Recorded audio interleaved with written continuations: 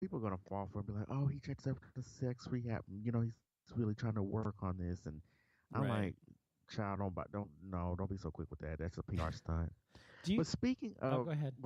no, go ahead. I Then was we'll going to move say on before we because go on, do you think that sex is kind of on a tangent off of this, but do you think sex addiction is a real thing or do you think sex addiction is a fake thing? I think it's a real thing. I do too. I think it's a real thing. I think just like anything else, you can get addicted to the high of sex because whenever you have sex, it releases dopamine and all the same Right, things that you get from a high from drugs and other things. So right. I agree. Okay, go ahead. No, speaking of that, there was an article that popped up on my phone earlier today about comedian Louis C.K. Oh He's in the yes, media yes, for, I think, five women came forward and said that he sexually harassed them or yes. something either uh, touched them inappropriately Right, or right. something of that nature. And then they said that at one point he masturbated in front of a few of the women. I don't know. It's been popping up all over my phone all day, but supposedly he's in the media too. So Yeah, I read. I didn't read. I just read the headline, but I read that he was accused by some women of Actually, what I read specifically, the line I read was that he was accused by these two other female comedians at one point masturbating in front of them behind right. stage. Yeah, and I was like, wow. So I mean, I don't know. I just think it's It seems like November is the October, November is just the month of people just coming out it the woodwork. is, and that's what a friend of mine Don't do it was. on my birthday month. Shit. Oh yeah, well, we talk about that in a second too. I forgot about that. Um, but I was gonna say a friend of mine said earlier that it's like he's not sure if people are just coming out because other people are coming out or because they're just really upset. I was like, I think they're doing it all intentionally because now they're emboldened and empowered to actually come out and tell their stories because people have Right. been in the closet about it for so long, and now they're But they're, here's my they're saying it's thing. okay. They're coming out. But here's my thing. I'm not saying what these accusers did was right by any means. Let me get that out there. But I always wanted to know, why does it take a person so long? Not. I'm not talking about everyday average people. I'm talking about people in Hollywood. Why does it take them so long to come out with this type of stuff? I mean, they hold this stuff for years, and I know they have to wait until they're comfortable and ready and that type of thing. But a lot of Well, these people, by the time they come out and say what they need to say, I mean, the statute of limitation is up, so they legally can't do anything. It's like, Well, they're trying to change that in some states. The statute of limitations, trying to just change it to an unlimited stance instead of having it like for 4 years or 5 years. But I don't think it matters that they're celebrities. It just they're human beings, just like anybody else. What difference does it make that they takes them so long, just like it would take a normal person who's not a celebrity?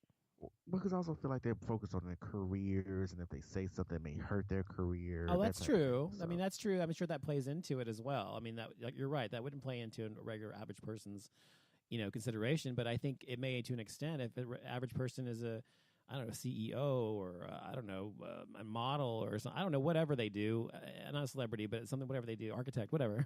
And people, if they're well known or something, they still didn't want to come out for the same reasons that a celebrity would want to come out. But I think it's sad, but that people have to wait so long. But I think it's a hard thing. I think a lot of times the victims blame themselves and they think that they're to blame for what happened to them. And I've always said, and any psychiatrist or psychologist would say the same thing, and anybody who's been through it, I would say, would as well, that it's never the child's fault, and it's never the victim's fault if you're an adult and you're being masturbated in front of, or if you're being touched inappropriately or whatever. It doesn't matter what you're wearing or what you said, even unless you said to do it, that you specifically wanted it done to you.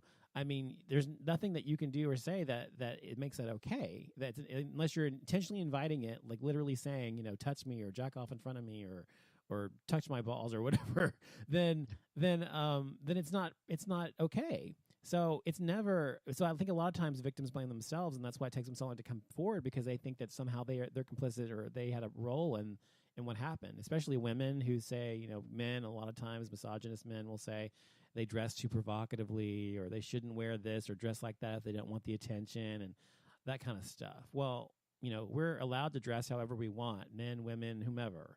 And it's no one else's place to say that how we dress is giving you such a fucking hard on you can't control yourself. I mean, come on. That's just stupid. So anyway, I think that's why. But anyway, anything else on this you want to talk about, or is that it? no. Okay. Well, let's talk about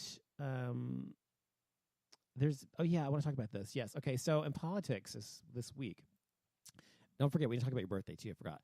Let's talk about that first. Don't talk about politics. Let's talk about your birthday. So your birthday was this weekend. It was this past weekend, yes. And what did you do? It was Saturday. I saw you were whooping it up somewhere downtown. I can't remember where it was. Somewhere. Okay. So my birthday was this past Saturday. Right. However, I went out with friends to eat Friday night at Ida Claire in Oh Addison, yes. which is Before you continue, what's so funny, Jason, is that me and my friends and my husband we were going out to dinner on Friday night. We're like, was it Friday or Saturday? I guess it's Friday. And we're like, where do we want to go to eat? And we decided we were going to go. It's like Ida Claire. We passed by it almost the same time you were there, and decided instead to go. Where the fuck did we go?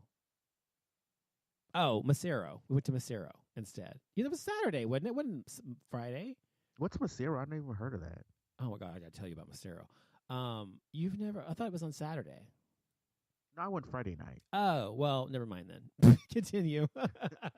So we had gone to Ida Claire, which was amazing. It was our first time there. My first time eating. It was everyone's first time there. Uh-huh. The food was amazing. What did you get? I've been there a couple times. I got the shrimp and grits.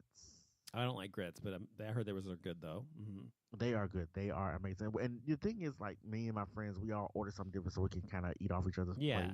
Because that's how you do it when you're at a place that's new. Yeah. So, my friend Fabian ordered the Nashville hot fried chicken or something like that. That's so good. That's my favorite. Yes. And it's on the bone, Amber, right? That one.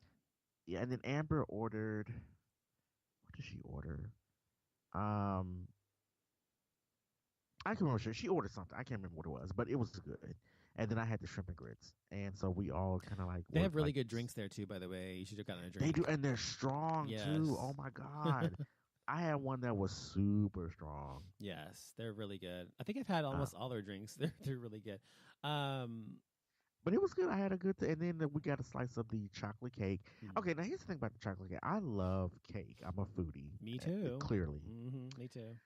And they had this 4 or 5 layer chocolate cake, and it looked amazing. But the thing is, they had it sprinkled in the icing. It wasn't in the icing. They kind of like sprinkled on top of the icing, on top of the cake, whatever. It was like candied bacon. Yes. And I was like, okay, I'm gonna try this. I like chocolate, I like cake, and I like bacon. So I was like, I'm gonna try this. This should taste perfect. Yeah. Thank God it was just on the top. You didn't like it? I love it. It's so good. It had a sweet and salty taste to it, but it wasn't the taste that I wanted. Yeah, I liked it. And I was just like, I mean, the bacon tastes good by itself because it came with like a piece of like a bacon strip sticking out of the cake. Right, I remember. Yeah, and I pulled the bacon off and ate it. So I was like, this bacon tastes delicious by itself. Yeah, it's really good bacon.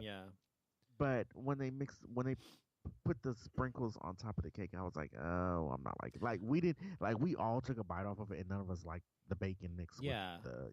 I loved it. I think chocolate and bacon's a really unexpected. I mean, it's not unexpected because I've seen it done on cooking shows a lot, but I'm just saying it's really not something most people would think of, and I like the combination. I think it's good. But you should also go there. But that makes sense because when I was at Sonic, and I know they have a peanut butter and bacon milkshake. And I've never had it. I don't want to try it. It sounds gross, but it's probably good. But it sounds disgusting. And then they had a peanut butter and jelly milkshake, and I actually want to try that. But anyway. Well, I declare, though, before you continue, I declare, just FYI, if you ever go back, you should try to go back for brunch. Their brunch is really, really good. I know the guy was telling us about it. Yeah. He was like the brunch. And if you like their, he'd say he loves everything on the menu. Yeah, I do too. It's really good. And if you like their bacon, you can get the real thing in the morning, in the brunch time. But it's really fucking good. And their fried green tomatoes are really, really good. I don't like tomatoes though, but they smelled good. They fried green brought tomatoes to a table next to us. Yeah, I don't like tomatoes, but they brought the fried green tomatoes out to a table next to us, and they smelled really good. They are good. And I was like, oh, they smell good, but I don't like tomatoes. Have you ever had them fried though? No, I don't like tomatoes, period. Have you ever had them fried is my question. No, because I don't like tomatoes. That's like saying, oh, have you ever had squid? Or not squid, I don't know, whatever, something you can't stand. Calamari. I like calamari. I like calamari. calamari. Me too. Especially when it's fried. But I wouldn't eat it if it weren't fried. I wouldn't eat squid just like sushi or anything. So that's what I was asking if maybe you might like it. No. I only, oh shit. I only do. I was leaning up against something. No, I only. Yeah, calamari has to be fried. There's only certain things that it has to be prepared a certain way when it comes to Right. certain food. So you went to Ida Claire, and then what? Oh, so we went there, and we were just catching up because we hadn't seen each other in like I don't know a good month probably. So we caught up a lot of things, and then we had a few drinks, and my friend Fabian paid for the tab, so thank you for that. And that was pretty much it. I mean, it was pretty much just like dinner and drinks, hang out with friends, and that was it. That's good. That's a good birthday. So but I realized I was talking to my mom Saturday, and I was telling her, I said I feel like as you get older, Means it, less. it becomes more difficult to find things to do on your birthday. I don't know, Jason. I really want to recommend to you some things. Like, you may not like this kind of stuff, but I love it. I love games and board games like that. But have you ever done an escape room before? I want to do that, but I can't find anyone to do it with. We will do it with you. I've done all. There's two in Dallas that are the two main ones, and there's one on near us on Preston and Forest, and there's one up in North Dallas at Alpha and Spring Valley, I think, and or Montford or something. Anyway, and we've done every single room except for one at both of those. And there's like 8 rooms at both places. I want to do one so bad, and but all my friends have different schedules and stuff like that, and it's just kind of hard to get us together to do something. Well, next like time that. next time we do one, if you want, we'll invite you to come do one with us. It's fun. I will definitely come. I want to do one. They have them on like the specials on Groupon all the time. Oh yeah, it's so much fun. It's so much fun. And the thing is, you do it, and you're like with other people you don't know. We've done it twice. It was just us. Like certain rooms, like some rooms have 8 players, some rooms have 12 players, some rooms have 6 players. It depends on the room and the game. But so sometimes we've been in there depending on what time we go, just a group of like 4 or 5 of us by ourselves. And then other times we've been like 4 of us, and then there's like 4 other people in the room with us. So sometimes you get people that you would not normally associate with, and you have to work together to solve this room to get out, because it takes that many people to solve it, because it's harder the more people there are.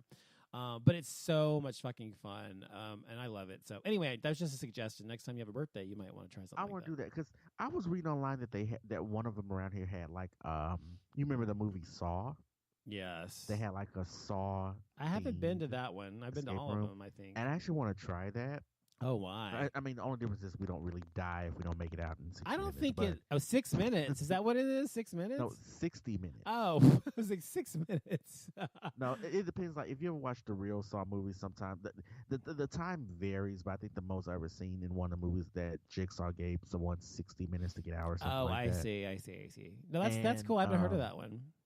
Yeah, but I was like, I want to do that, but no, like I said, the only difference between the movie and this is that if we don't make it out in 60 minutes, we don't actually die, right?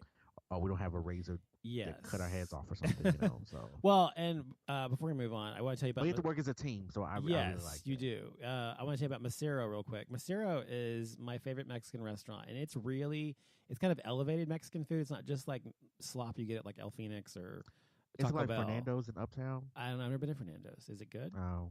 Yeah, I like it. Well, Macero is fucking amazing. And there's one, the first one I ever went to was a year ago, and I took my best friend there for his birthday because he loves Mexican food a year ago. And it's in Preston, or Inwood Village. I don't know if you know where Inwood Village is, but Inwood Village. Yeah, I know it is. Yeah, that's like Lovers and Inwood, right? Yes, and now there's also one open. Like I said, the one we went to this week was the one on Beltline over by, AMC Village Parkway over there. Yeah. Across from there. So anyway, it's fucking amazing food. And by the way, if you ever do go there and you get a margarita, understand that you will be on your ass by the time you leave, because they make their margaritas with like 120 proof or something tequila. So you only need like one? Okay, what happened is 2 things happened. The first time, we've been there like 5 times or 6 times the past year, or maybe 7. But the last time my friend Kathy and I went, and with my husband and my best friend, our best friend, we went. She and I both got margaritas, and usually we can each have 2 margaritas and we're fine. We each had 2 margaritas, and we literally, when we got home, could not walk. We were slurring our speech, and we both fell out of sleep. Wait, I gotta put this in my phone because I've had a margarita like that since. But wait. We're like, what the fuck? And so the next day, because we went out the next day too. It was on a Friday the next night, and we all went out and did stuff again. And she's like, I was like, were you okay last night? She's like, no.